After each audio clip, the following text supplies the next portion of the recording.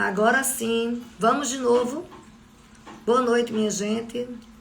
Estamos entrando com um pouquinho de atraso, porque nós tivemos um problema técnico, certo? Para começar esta live.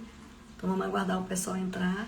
E hoje, como proposto, o tema é violência, política de gênero, que é um dos motivos, né, que afastam as mulheres da política, e principalmente a baixa representatividade nossa. Olha o pessoal, aguardando o pessoal entrar aqui para chamar a Ana Maria de Barros novamente, para a gente começar aqui esse bate-papo. Vamos embora atrás de Ana.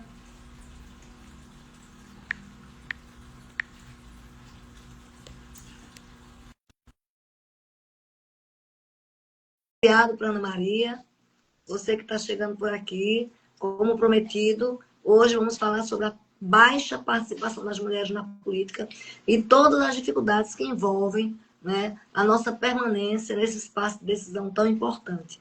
Infelizmente, nós somos subrepresentação e as mulheres têm dificuldade, inclusive, de comunicar que são candidatas e Tá vários vendo que não tá motivos. aparecendo? Só tá aparecendo aquela lata ali, ó. Veja. Entendi. Oi, Mas Ana eu não Maria, apareço. boa noite. Agora eu tô lhe vendo. Salve, Manuela! Boa Oi. noite, Ana Maria. Tá me vendo? Agora tô. Pronto. Ana Maria de Barros, que é cientista Bom dia. política. Olá, Manuela Brigada, doutora em ciência política pela Universidade Federal de Pernambuco. E a gente vai começar a falar um pouquinho sobre a subrepresentação das mulheres na esfera da política. Porque existem fatos, né, Ana, que fazem com que nós sejamos essa subrepresentação. Eu vou dar alguns dados a vocês aqui antes de Ana Maria começar a falar. A participação feminina no Congresso Nacional é algo gritante com relação, inclusive, a outros países no mundo. Entre os países do G20, para a gente ter uma noção, o Brasil tem uma das menores taxas de representatividade feminina no Legislativo Nacional. A informação está na publicação Criando Sinergia entre a Agenda 2030 e o G20, que é do Caderno de Desigualdades. Vejam só, a participação feminina no Congresso Nacional, hoje, as mulheres representam apenas 17,7% na Câmara dos Deputados e no Senado chega a 19,8%. Na Câmara dos Deputados são 422 homens frente a 91 mulheres. No Senado Federal são 65 homens e apenas 16 mulheres. E aí, apesar de terem alcançado, né, a maior bancada da história, hoje somos a maior bancada da história, nós representamos esses quase 18%, que é muito pouco. E nós temos que observar que só de congressistas, o total são 594 congressistas, sendo 81 senadores e 513 deputados. Nós, mulheres, desse conjunto, ocupamos apenas 107 cargos. Ana Maria de Barros, que dificuldade da gente ser representatividade de fato na esfera da política, né? Boa noite, Em seja muito primeiro bem-vinda, lugar, obrigada pelo né? convite. Em primeiro lugar, boa noite a todos e todas aqui que estão acompanhando a live, né? Eu acho que é, em primeiro lugar, Perpétua, falar que política é sim lugar da mulher, não é? Apesar desses números aí que apontam a baixa participação política das mulheres, é preciso separar, e aí, como cientista política, você sabe também que a política, ela não se resume à política eleitoral. É preciso ver que existe um descompasso entre as mulheres na política e as mulheres na política eleitoral, que é quando nós temos as representações de vereadoras, prefeitas, deputadas estaduais, senadoras, governadoras, deputadas federais, e em outros espaços, né, processo legislativo e executivo. Mas é preciso pensar, se você pensar desde a reunião de pais e mestres, que é um ato político, as associações de moradores, sindicatos, organizações populares, elas são predominantemente organizadas por mulheres. Exatamente. Ana, se a gente São olhar os conselhos conselho de educação, de assistência social, conselho de saúde, mulheres. Sim. A política estudantil, os diretórios acadêmicos, mulheres. As associações de bairro, mulheres. As cooperativas hoje, mulheres. Eu acho que a grande pergunta é a seguinte: se as mulheres estão em todos os espaços da política, na luta por cidadania, por que é tão pequena a representação política das mulheres nos espaços de poder, nos espaços da política eleitoral? E aí a gente precisa entender que são exatamente os espaços comandados de forma patriarcal pelos homens historicamente. Né? Então, se você for perceber, as mulheres estão na política, sim, mas elas não conseguem crescer nos espaços políticos dominados historicamente pelos homens. Você for pensar na política representativa brasileira, a gente vai remontar as primeiras organizações políticas no Brasil, que são as câmaras municipais. Elas surgem antes de todas as outras, em função das organizações dos municípios no Brasil. Então, aí onde a gente vai ter organização patriarcal, ou seja, o Brasil, um país organizado inicialmente a partir do poder do senhor de engenho, depois dos coronéis, né? Depois vem o clientelismo político e todo esse conjunto de relações de poder que foram comandadas pelos homens, seja pelo voto de cabresto, né, do período republicano, e a gente vai pensar aqui a partir da República, não é? Do período republicano, voto de cabresto, ou a partir de 1932, quando é reconhecido o direito ao voto feminino, mas o que não significava que a partir daquele momento o voto feminino seria um voto independente, seria um voto livre. E aí a gente começa a ter, de fato, a partir de 32, uma participação mais efetiva das mulheres na política do ponto de vista legal, né? Mas se você for pensar, por exemplo, as mulheres sempre estiveram presentes no comando da resistência. Se você for lá para a Era Vargas, as mulheres estavam na resistência. Basta, né, lembrar os sindicatos, os partidos políticos de esquerda, as pessoas que foram torturadas nesse país.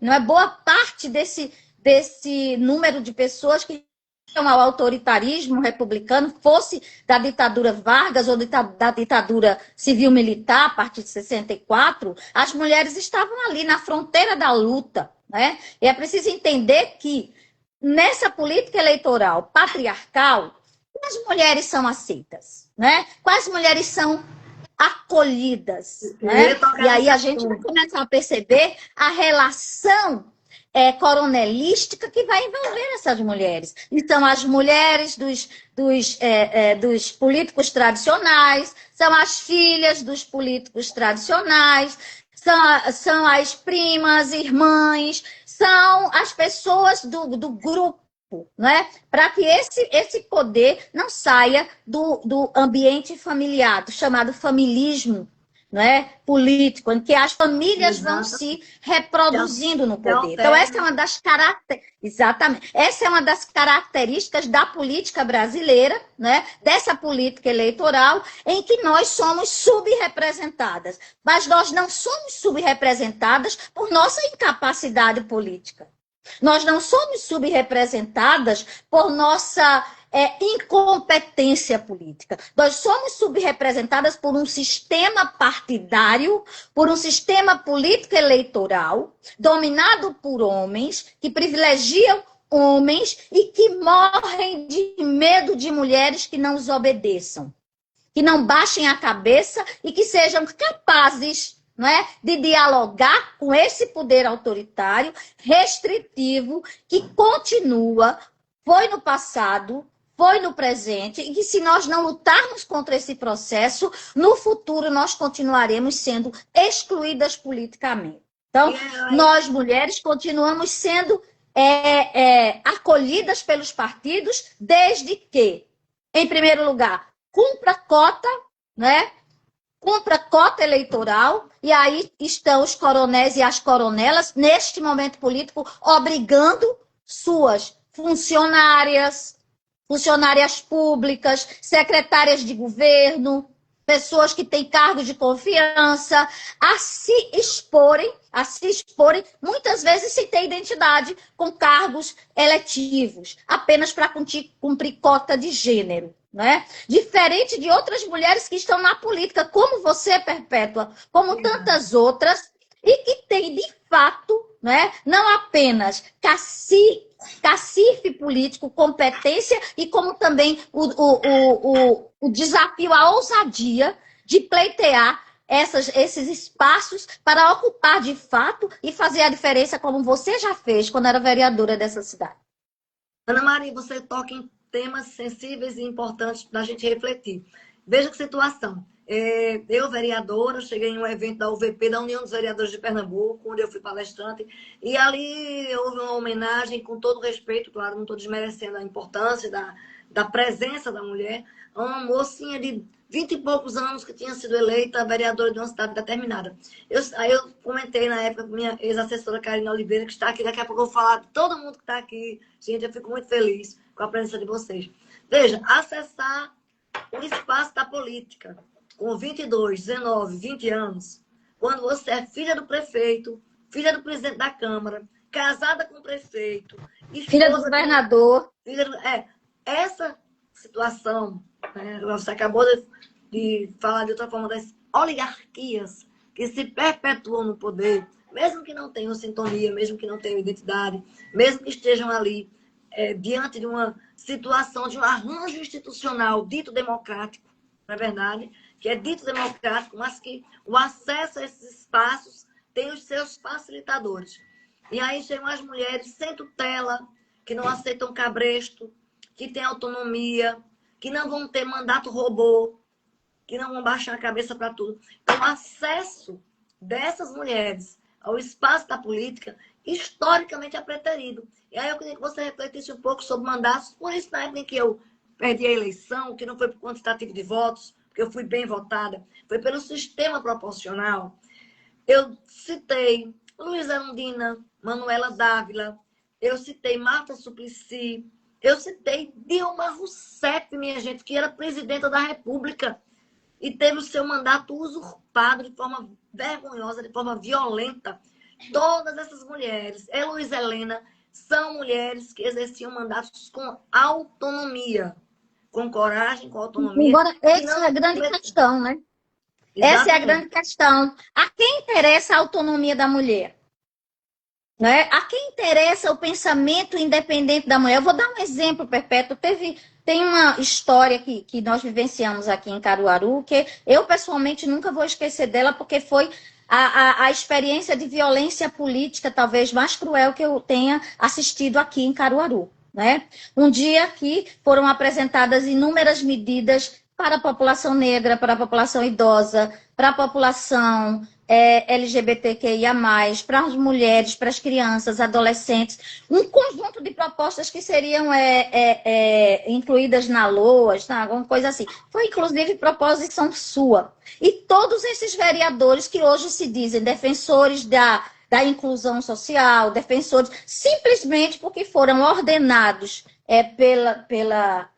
pelo Executivo Municipal da época, votaram contra todas as pautas de cidadania e direitos humanos. E hoje bailam como protetores dessa pauta. Então, eu fico assim, mostrando a vocês que estamos no século XXI. Né? Mas mesmo estando no século XXI, a questão da misoginia é muito forte ainda dentro da luta que mulheres enfrentam. Eu sou cientista política, mas eu não tenho identidade com a questão do processo eleitoral. Você sabe disso. Adoro a política como ciência, estudo política, estudo tudo que envolve política. Para mim, a política vai além desses meros acordos ou exclusivamente da política eleitoral. Mas compreendo que pautas elas precisam ser defendidas por convicção, né? E não por conjuntura. Então, por exemplo, eu vi professor universitário com mestrado votando contra pautas populares em Caruaru, não é? Então, eu acho que tem um conjunto de questões, e aí eu parabenizo você pela sua ousadia, porque a política, quem faz política, faz com coragem. Eu admiro você, admiro Liana Cirne, são pessoas que eu tenho profunda admiração. Inclusive, o vazio a Câmara de Caruaru ficou em termos de propostas avançadas no campo dos direitos das mulheres, é visível, não é? Basta você observar o baixo interesse das mulheres nessa questão. Então, acho que uma live como essa, né, um debate aberto para conversar com a população, é sempre bom no sentido de esclarecer quanto cada dia mais é importante termos mais mulheres na política, se colocando com visibilidade e com coragem, como você se coloca, como pré-candidata, no sentido de que essas pautas precisam ser apresentadas. Eu acho que o cartão de visita que uma mulher precisa colocar para a política é a sua história. Não é? Qual é a sua história na política? Então, quando você coloca a sua história na política, qual a tua relação com o direito das mulheres? Qual a tua relação com o direito das crianças e dos adolescentes? Você é candidata porque é prima de alguém? Você é candidata porque é irmã de alguém? Você é candidata porque deve um favor a alguém? Você é candidata porque se você não for, você não vai manter o seu cargo comissionado que te botou, porque tu não tem concurso direito, tu não tem coragem de fazer um concurso público e fica mamando nas tetas do poder eternamente? Então, eu conheço várias meninas dessas que foram, inclusive minhas orientandas, que eram profundamente combativas em relação aos direitos das mulheres e de uma hora a outra silenciaram. E eu respeito, porque eu sei que todo mundo precisa de emprego, né? Eu sou uma daquelas que digo, olha, se você tem medo de perder o seu emprego, cale a boca, para de defender essas pautas. Fique na sua para você poder manter o seu carro, para você manter a sua casa. Então, assim, agora não vamos jogar que somos progressistas, não, porque progressista sou eu e você que não tem medo de patrão, né? Exatamente. Inclusive, eu digo sempre que eu não posso ter uma carta de boas intenções. A gente tem a praxis do nosso dia a dia. Exatamente. Hoje, eu estava no meio da rua, eu estava na Cidade Jardim, eu mesmo sem mandato, sou demandada com carinho todos os dias para encaminhar mulheres em situação de violência, crianças em situação de abuso. Minha advocacia é uma advocacia militante. Hoje, a quantidade de pessoas que eu defendo aqui, eu estou falando dentro do fórum da Fala de Violência Doméstica, na Delegacia da Mulher, tem relação direta com as pautas que me representam. Então, assim, eu tenho que me colocar, e lhe digo, Ana Maria, porque também se a gente recuar, hoje nós somos só 17,8%. Daqui a 20 anos, com o avanço da extrema-direita e com o silenciamento das mulheres, com o espaço de exclusão que tem se destinado a elas dentro dos próprios partidos. Porque dentro dos partidos a gente tem que brigar por respeito também, para ter um material de campanha digno, para conseguir fundo partidário de forma respeitosa, para conseguir ter assessoria jurídica e contábil. Tudo isso é uma luta dentro do partido. Então, se a gente recua, em 20 anos, eu vou lhe dizer, nós seremos 10%, no máximo. Eu acho que tem uma outra coisa, sabe, que é importante pensar, que é o cenário político que nós estamos vivendo, né? Eu acho que antes da ditadura militar, né? Depois da ditadura militar e agora, depois da ditadura militar, nós tivemos o crescimento dos movimentos sociais, nós tivemos aí um país se abrindo para o debate democrático, com a música, com a poesia, com o teatro, com os movimentos sociais que cresceram muito e tomaram as ruas. Mas nós tivemos, a partir não vou falar do nome dele, mas eu vou falar, deixa eu ver como é que eu vou chamar. O presidente presidiário, né, reacionário conservador, que diziam que era o nosso, né? Agora a gente pode dizer o presidente reacionário conservador, né? O antivacina, por exemplo, ele conseguiu trazer com ele uma leva de conservadores, de pessoas autoritárias, inclusive que agregaram para si o movimento Rede Pio, né? De desprezo por mulheres que pensam, de desprezo por estudam, de desprezo pela ciência. Então, nós vivemos hoje um momento em que nós, feministas, somos profundamente antipatizadas, atacadas nas redes sociais, né? Eu fui uma dessas, você sabe que eu processei um sujeito desse e que ele foi condenado, inclusive recentemente. Eu quero lembrar que eu sofri 2 processos de ameaça. Certo? E é assim que a gente vai sempre responder. Quem atacar a gente, quem ofender, a gente vai buscar os direitos na justiça mesmo. Porque só quem tem coragem faz isso, né? Quem é covarde se esconde, né? Exatamente. Então, por exemplo, o meu agressor, né, que me agrediu, me chamou de idiota, de tudo que você imaginar, de termos pejorativos, afirmou no Poder Judiciário, né, que ele estava usando drogas, ele estava dominado pela cachaça, e que foi um momento de, né, você ataca alguém e vai recorrer ao sofrimento De psíquico. forma alguma. Eu já perdi pai, mãe, namorado, eu já deixei alguém, alguém já me deixou. E eu nunca vim para as redes sociais atacar ninguém, chamar de ex-namorado ou patrão que me ofendeu, disso, daquilo outro, né? A gente precisa, não é? Quem não tem problemas, não é? Então, assim, nós somos, hoje nós vivemos um contexto de profunda misoginia, mas principalmente contra mulheres na política, né? Basta que vocês vejam o quanto mas não são quaisquer mulheres. É preciso dizer que são as mulheres que estão vinculadas a pautas progressistas, ao direito das mulheres, à defesa da cidadania, dos direitos humanos. São mulheres que lutam, por exemplo, por igualdade, por justiça social, pela redução da violência contra a mulher. São mulheres como nós que nos expomos o tempo todo a sermos agredidas, ofendidas, inclusive em relação aos nossos corpos, em relação ao nosso rosto, em relação às nossas escolhas, né? Ana, então, é muito grave, por exemplo, o que a Erika Hilton, por exemplo, sofre, né? A Sâmia Bonfim. São mulheres cis, mulheres trans, que são atacadas apenas pela sua condição de mulher. E aí está a origem da misoginia. Eu vou fazer um vídeo que eu vou publicar essa semana, acho que amanhã, porque eu participei de um podcast, e eu vou estar sexta-feira de manhã em outro podcast, vou estar dizendo... E já comecei a sofrer ataques, né?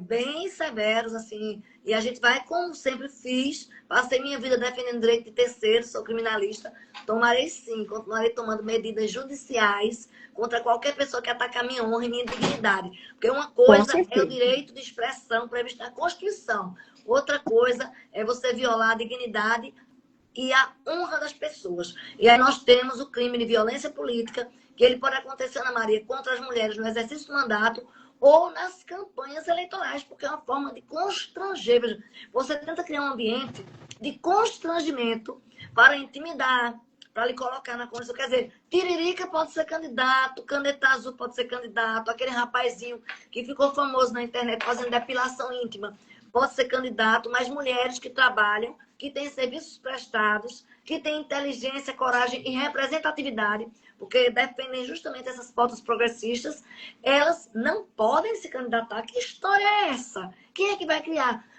Então, acho que nós mulheres também candidatas, eu tenho falado muito isso, sempre falei, assim como prestando assistência jurídica, como estou a algumas, nós precisamos perder esse medo de recorrer ao Poder Judiciário para enquadrar essas pessoas nas penas da lei que trata da violência política de gênero, que trata de misoginia e que alterou o Código Eleitoral. Inclusive, a gente passa muito tempo recebendo esse tipo de agressão e não agindo. Tem que agir juridicamente. Deixa eu só agradecer as pessoas. Até porque nós não estamos aí no espaço público para sofrermos ataques, né? Nós vamos para o espaço público levando argumentos com inteligência, argumentos que têm base legal, que têm base jurídica, que têm base filosófica, não é? Que tem base psicológica, não é? Eu sou uma pessoa cristã, tá? Aqui minha cruzinha tem o menor problema de assumir a minha religiosidade. Mas eu também sou cientista, não é? Também sou cientista. E eu creio que a ciência jamais vai invadir o espaço, por exemplo, da minha religiosidade, me impedindo, por exemplo, de rezar o meu terço, né, de me relacionar com o sagrado, de ir ao cemitério visitar os mortos, orar pela espiritualidade sagrada. Mas, quando sou cientista, eu preciso trabalhar com os argumentos da ciência. Eu não sou alguém ignorante que imagina que religião e a vida prática, elas não podem conviver. Podem, sim. Agora, existem elementos da vida cotidiana que elas precisam da legislação, né? Que elas precisam do direito. E que, por exemplo, muitas vezes a visão religiosa que foi construída lá atrás, ela não vai dar conta desse problema social. né? Então, a gente precisa entender que a diversidade, ela se instaurou no mundo. Nós vivemos aí, da passagem do século XX para o século XXI, o reconhecimento de novas sexualidades, por exemplo, de novos direitos. E esses novos direitos vão incorporar o direito da pessoa com deficiência, vai incorporar da comunidade LGBT, APN+, sei lá, já me enrolei aqui no termo.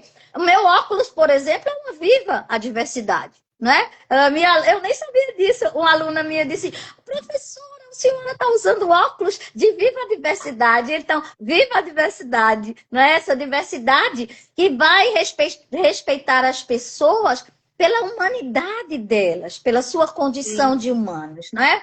E não pela religião que uma pessoa professa, ou por uma orientação sexual diferente daquela imposta por nossas religiões tradicionais. Então, nós precisamos, neste momento, e aí encontrar caminhos políticos que estejam mais próximos de uma luta antirracista, de uma luta antifeminicídio, né? Os dados têm apontado, por exemplo, que apesar de estarmos no século XXI, de que as mulheres nunca conquistaram tantos direitos como agora, elas são atacadas e correm cotidianamente o risco de serem assassinadas pelos seus companheiros, pelos seus familiares, única e exclusivamente pelo fato dessas mulheres desejarem sair de um relacionamento, ingressarem na política, né? Eu conheço o caso de uma pessoa muito próxima, que eu não vou dizer o nome por uma questão de ética e respeito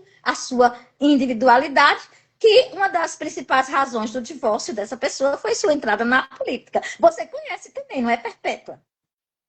Entrar na política passa a ser uma razão. Então, para muitos homens, nós entramos em searas que eram dominadas pelos homens para competir com eles.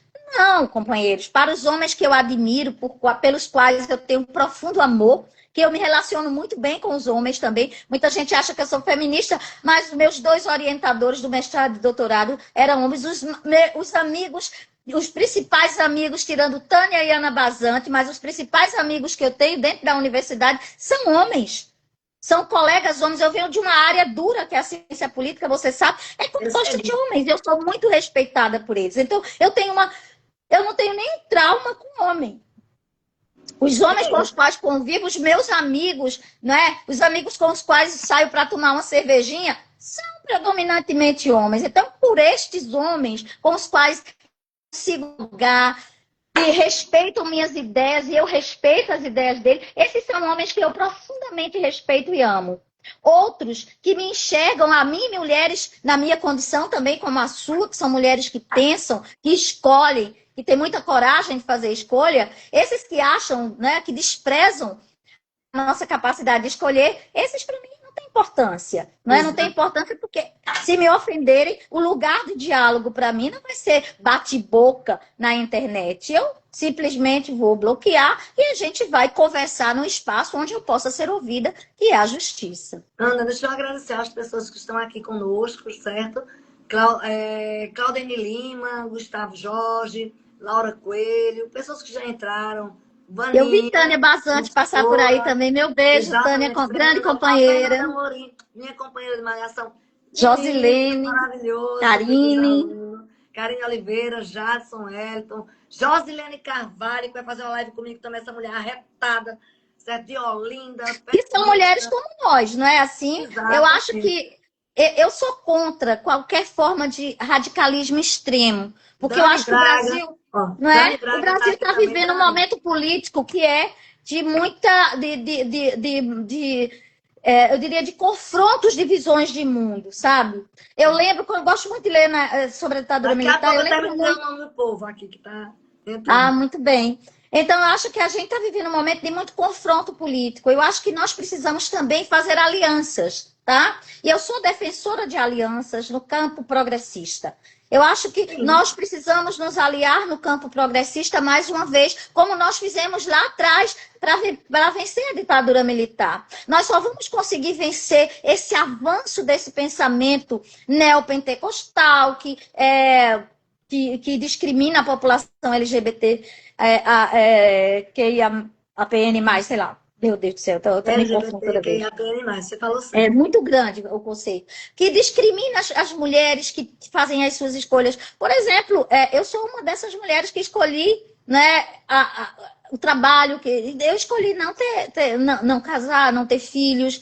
Né? Isso é uma escolha consciente, eu nunca me arrependi dela. Foi uma escolha que eu fiz aos 18 anos. Né? Muito orientada pela educação que nós tivemos pelo nosso velho pai, né? Então, assim, papai sempre dizia, o melhor marido para uma mulher é sua carteira de trabalho, vai correr atrás do seu sonho. Fiz um vídeo no Dia dos Pais, muita gente viu, solicitei, e papai tinha muita preocupação, porque ele criou 7 mulheres, e ele sabia o mundo que esperava as mulheres, porque ele via no cotidiano dele o que era que restava para as mulheres que casavam e dependiam única e exclusivamente do dinheiro dos seus maridos. Né? Porque ele sabia que nem todo mundo era um marido como ele. Pois é, mas eu não tenho nada contra o casamento também não, sabe? Agora, para mim, ele nunca serviria. Eu sou uma mulher independente demais, eu não cozinho, eu não gosto de ter horário para... eu gosto de escrever, eu gosto de ler, eu gosto de publicar. Então, na minha casa, por exemplo, eu moro aqui. Mas, por exemplo, se eu tiver que fazer almoço e eu estiver escrevendo, eu peço uma marmita. E a gente vive num país que os homens da nossa geração são muito dependentes, né? É lamentável. Alguns na nossa faixa de... Olha, alguns na minha... Eu falo nossa, mas não é a sua, não, é a minha. Mas alguns na minha faixa de idade... Eu tô na casa dos 50, você... Não, mas eu já fiz 60, né? Veja, mulheres da minha geração... que quando os homens da nossa geração nos procuram, é porque estão ficando doentes, estão precisando de uma cuidadora, tá? E aí não dá mais para ser cuidadora, porque a gente já caminhou tanto na vida. Eu vou cuidar de uma irmã minha que ficar doente, eu vou cuidar de um pai ou mãe minha, que eu não tenho mais, Deus já levou, mas eu cuidaria. Mas eu não vou cuidar de uma pessoa na faixa dos 60 anos que vai me procurar para namorar, porque está esperando que eu acolha na minha casa e bloque no plano de saúde para segurar essa bomba até o final da minha vida. É racional demais, eu sei, mas a gente também precisa pensar com o coração. Namoro, sem problema nenhum, homem mais novo. Porque se tiver que cuidar, ele vira meu cuidador. Não posso virar mais cuidadora de ninguém. Ana, deixa eu agradecer também a Karine que botou aqui. Representatividade importa sim. Muito bem, Karine. Tânia Bazante, querida. Sempre arretado escutar essas mulheres que amo. Fábio Florentino, advogado. Fábio, beijo. Minhas professoras aqui, Fabiana, mandando um abraço para ti. Tânia falando que o tema é necessário. Joslene Carvalho também. Pedro Cavalcante, obrigado por sua presença. Jéssica, Roberta, homens estão decidindo sobre nossas vidas. Precisamos de mulheres autônomas na política com urgência. Diego Barros, obrigada. Antônio, valeu pela presença também. A Tânia aqui diz, sua votação foi e é um voto de consciência. Isso é uma conquista de nós todas também. Obrigada, Perpétua, quem pergunta sou eu. Veja, eu acho que você deve ter encontrado muito por aí. Muita gente se assustou com a ideia de Perpétua ser candidata a deputada federal, não é isso? Mas eu queria que você explicasse também as razões que te levaram a tomar essa decisão. Veja, o partido me chamou para uma conversa, eu já vinha alimentando essa ideia há um bom tempo, e foram analisar as pautas de alguns correligionários, algumas pessoas que eram do Avante, né? E aí, as minhas pautas, inclusive eu tenho um documento que é a minha prestação de contas, são pautas que vão muito além do nosso território, né? A luta por igualdade racial, a luta anticapacitista, que está aí Tânia Bazante, que me ajudou muito na construção do projeto do Censo de Inclusão, que não é nacional, a luta no enfrentamento à violência de gênero, que eu trato de ponta a ponta sobre a rede de proteção. Semana passada eu estava com Karina Oliveira, falando aqui sobre os 20 anos da Lei Maria da Penha, a pauta LGBTQIA+, eu fui a primeira mulher do estado de Pernambuco, enquanto secretária da Mulher, a nomear uma mulher trans para um cargo comissionado. Não, Perpétua, vamos embora fazer essa construção. A gente precisa de você e eu acho que tuas pautas são pautas muito relevantes e nós não temos, é verdade, Caruaru aqui na região agreste. Vamos para além de Caruaru. Eu acho assim, sabe? Que a sua história, né? É assim, eu sempre penso assim, o que é que deve não é? O que é que deve ser aquilo que aprova ou que estabelece como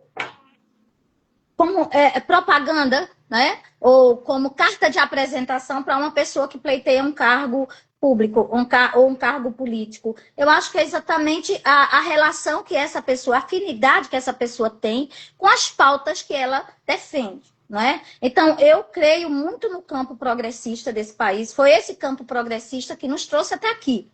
O campo progressista que eu falo são as pessoas ligados à defesa da democracia, Sim. dos direitos humanos, da liberdade de expressão. Né? Claro que em um país livre que valoriza a democracia, o direito de votar e ser votado é um dos princípios fundamentais. Né? Todo mundo tem o direito de ser votado e não apenas de votar. Né? Mas a gente tem impedimentos que são muito complexos na questão partidária. Então, eu acho que os desafios partidários para a mulher são muito grandes. O primeiro deles é provar que não é só uma pessoa que está ali para fazer cota, para não criar problema para os partidos políticos estabelecerem os seus preferidos e privilegiados, não é? Então, os partidos políticos precisam também definir se de fato querem mulheres na política, não é? Então, não só a gente não vai ver esse domínio patriarcal, ele não é só uma estética dos partidos de direita e extrema-direita. É um domínio político dos partidos de centro-esquerda e de esquerda também. Né? Em que as mulheres também nesses partidos têm encontrado algumas dificuldades de colocarem as suas campanhas. Hoje em dia a gente tem, por exemplo, grupos dentro também da centro-esquerda e da esquerda, em que você tem nomes que estão aí estabelecidos numa relação de nepotismo também. Exatamente. A gente precisa também entender que há problemas políticos no Brasil que são estruturais. E esses problemas políticos estruturais, eles estão... Quando a gente fala disso, eu estou falando dos esquerdo-machos também, que a gente tem. Nós chamamos de esquerdo-machos. E na hora da defesa... Eu e você discutimos muito falar. Isso. É por conta desses esquerdomachos que a gente olha assim, mas me diga, eu não estou falando de Recife, que Recife tem outra genética. O local em que Cari Santos está, em que Liana Cis está, em que Dani Portela surgiram Dani dos movimentos sociais, Liana surge do movimento justamente estudantil, ali da academia, a Karen, da Associação de Moradores, ali muito vinculada a São Martim, a Mangueira. Nós não temos essa relação. Tanto existem as dificuldades do crescimento de candidaturas femininas no interior. Me diga uma mulher protagonista, seja da direita ou da esquerda. Aqui no interior, que não seja... eu acho que o Agreste tem esse problema. Aqui no Agreste, nós não temos ainda um deputado ou uma deputada que tenha um compromisso político e social com essas causas fundamentais, antirracistas, feministas. Nós não temos ainda a não ser como, por exemplo, a gente tem a gente tem a Rosa com uma proposta muito mais ligada ao MST. Mas é preciso que a gente tenha também alguém ligado aos direitos humanos, aos direitos das mulheres especificamente, e que tenha uma relação de diálogo progressista e não apenas com a esquerda, sabe? Eu acho que nós precisamos fazer um diálogo, né? Eu convivi, por exemplo, durante muito tempo com pessoas, você sabe, eu convivo tanto com pessoas da direita tradicional, converso, fui professora delas, e sei até onde elas podem avançar. Mas eu também sou gramsciana, sabe, Perpétua? Eu quando penso no Antônio Gramsci, eu acho que o Antônio Gramsci nos ensina muito que uma das coisas fundamentais é que nós precisamos fazer aliança com a burguesia em alguns espaços para que a gente possa ocupar. Nós temos um problema de não apoiar os candidatos avançados mais de uma vez. Se você pensar aqui em Caruaru, os candidatos de esquerda ou de centro-esquerda tiveram muita dificuldade de se reeleger na Câmara. Principalmente porque os eleitores não dão continuidade ao voto. Eles não dão continuidade em massa àquele voto. Fulano fez um bom mandato, vamos manter aquele mandato vitorioso. Então, essa é uma questão. Então, a gente precisa sair de uma coisa que eu acho que é muito importante pensar, que é do voto de permuta, né? O antigo voto de cabresto era uma coisa lá do início do século XX, onde você trocava, onde a população era analfabeta e trocava o voto por um saco de feijão, por um sapato, por uma roupa. O voto de permuta, ele é diferenciado. É esse que você troca por um emprego, que você troca por uma vaga na escola, que você troca por um estágio, né? Dentro da relação. O clientelismo reinante, né, que vai mantendo essas estruturas que se perpetuam. E aí você não vai ter mais como você avançar se a gente não conseguir superar isso. Se porventura, por exemplo, essas pessoas mais avançadas que estão sendo... Você pega uma cidade como Caruaru, que é uma cidade universitária, não tem a representatividade dos jovens estudantes dentro da Câmara de Vereadores. Você não tem essa massa de mulheres pensantes que não conseguem eleger deputadas ou vereadoras que, de fato, cheguem lá no espaço do parlamento e representem essas ideias mais avançadas. A comunidade... Então, assim, ou você percebe assim, que tipo de política eu quero? Né? Eu estou aqui discutindo cidadania, direitos humanos, eu estou aqui discutindo liberdade, eu estou indo contra o feminicídio, mas eu estou votando dessas pessoas que não têm compromisso nenhum em atacar os problemas sociais. Então, é um paradoxo muito grande. Isso toca num tema da minha dissertação, que eu trabalhei por muito tempo, que me inquieta muito. A gente está caminhando aqui para os 5 minutinhos finais, e eu vou falar se você toca no tema representatividade. E eu vou invocar o velho Jean-Jacques Rousseau, quando fala da democracia representativa. Veja, é paradoxal, porque você quer a mudança do mundo, você quer que as mulheres parem de morrer, a pessoa pode desejar um país mais igual, com relação às políticas de igualdade racial, mas quem você está faltando, meu amigo, que defende isso? Então, há uma quebra na ideia de representatividade. Quando você tem até um pensamento progressista, você até comunga de ideias emancipatórias, mas na hora do voto, você vai votar naquela pessoa que te compensou ou compensou alguém da tua família com a política compensatória que vai retroalimentar o sistema de favor e tutela. Aí isso vai fazer com que as pessoas que realmente trabalhem nessa perspectiva de construção da política pública com dinheiro... Eu fui a vereadora que mais apresentei emendas aqui nessa cidade, com leis aprovadas. E a gente não é isso ainda que faz com que as pessoas renovem um mandato. Porque se fosse a entrega, né, de serviço público, de leis, de participação, a pessoa que mais fez audiência pública na Câmara de Vereadores no meu mandato fui eu, certo? E as pessoas ainda perguntam, porque qualquer pessoa tem legitimidade para se colocar na esfera da política. E quem tem trabalho, serviço prestado, consciência crítica e uma história de luta, não vai se colocar. Me coloco à disposição. Estamos na reta final da pré-campanha. Ainda é pré-campanha. A gente tem que respeitar esse lapso do tempo eleitoral. A partir de domingo, dia 16, além de estar correndo na corrida da Crazy Runners, e vou conseguir novamente chegar lá entre as primeiras, assim espero. Eu estou entrando na corrida eleitoral oficialmente, porque eu tenho legitimidade. Ana Maria tocou no assunto sobre representatividade. Eu quero agradecer aqui um amigo de Belo Jardim, está aqui, Brothers, certo? Romero, direto do Belo Jardim, ouvindo essas divas, e dizer, nem toda mulher, necessariamente no parlamento, vai reproduzir os interesses das mulheres no campo progressista, nessas lutas nossas históricas. Tem mulher no parlamento, dessas mais de 91 que eu falei aqui, que está lutando para derrubar a cota de gênero, que votou sobre a alteração da licença maternidade, que, na verdade, a presença delas na política é um desserviço às nossas pautas de emancipação. Que defendem, inclusive, pautas neonazistas, né? Pautas neonazistas que perseguem meninas, que perseguem programas de controle de natalidade, que perseguem o direito das meninas que foram estupradas, né? Que sofreram algum tipo de violência, de terem acesso a uma solução a realidade que enfrentam.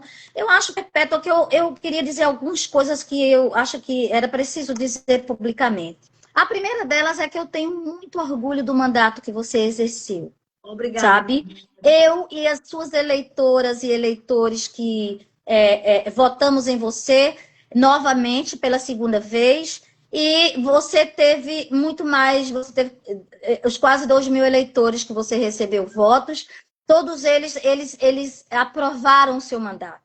Não, disseram para você, Perpétua, nós gostaríamos que você continuasse na política. Então é por essas pessoas que acreditam em você, por essas pessoas que acreditam no projeto de sociedade que você defende, né? Que a gente está na política, né? Eu não sei eu não sei, você sabe que independente da escolha que você faça, eu sempre estarei do seu lado, né? Obrigada. Não apenas por ser sua irmã, mas acima de tudo por ser sua fã, não é? Sua fã número 1, tá? Por ser sua companheira de luta, por ver você desde pequena, desde os tempos que você fazia natação, karatê, pastorio, tocava na banda, estou esquecendo mais alguma coisa, e que você fazia, e participava do grêmio escolar, né? E que você fazia essas coisas, a sua inquietação por estar na política. Então, eu acho que esse é um momento muito bonito, tá? O momento de uma mulher que se coloca como mãe solo, que se coloca como mulher que defende os direitos dos excluídos. Entre esses excluídos estão as mulheres, as crianças, os adolescentes, a população idosa. Você nunca discriminou nenhum grupo vulnerável, nem se disse eu sou exclusivamente defensora dessa pauta. Então, eu estarei do seu lado sempre, independente de qualquer oposição que se faça, né? De qualquer conselho que me dê. Porque eu acredito em pessoas que têm convicção. Eu não alimento ódio de ninguém. Né? Quando eu cito essas pessoas que se fizeram outras escolhas, eu quero dizer aqui que eu respeito a escolha delas. Eu posso não concordar com as escolhas que elas fizeram, principalmente aquelas que eram mais próximas a mim.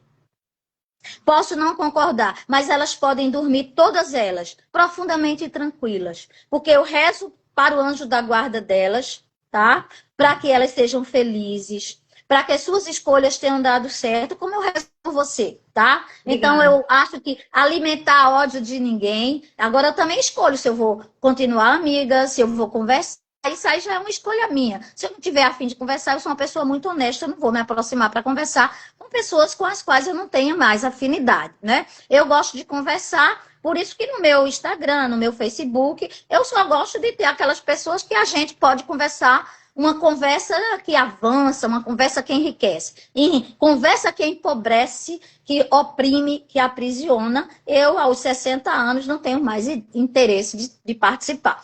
Então, desejo para você, sabe, obrigada, toda a felicidade do mundo. Conte comigo sempre. Você sabe que a sua irmã e a sua companheira de luta não é uma pessoa que tenha muito tempo. Eu tenho pouquíssimo tempo, mas dentro desse pouquíssimo tempo que eu tenho, muito desse pouquíssimo tempo, eu posso dedicar a você. Então, conte comigo sempre, porque eu acredito em você. Eu sei das convicções fundamentais que existem dentro dessa mulher, que é você, sabe? E é essa mulher que eu respeito, que eu acredito, que vou estar contigo nessa luta novamente. Um beijo muito grande para você. Ana Maria de Barros, ela é maravilhosa. Eu fiz um vídeo essa semana no Monte Bom Jesus, que eu me emocionei muito. E você sabe que você foi uma das minhas grandes inspirações para o magistério, para abraçar a vida profissional, para ser uma mulher independente. Sempre ouvi muito Arnaldo Dantas, meu irmão também.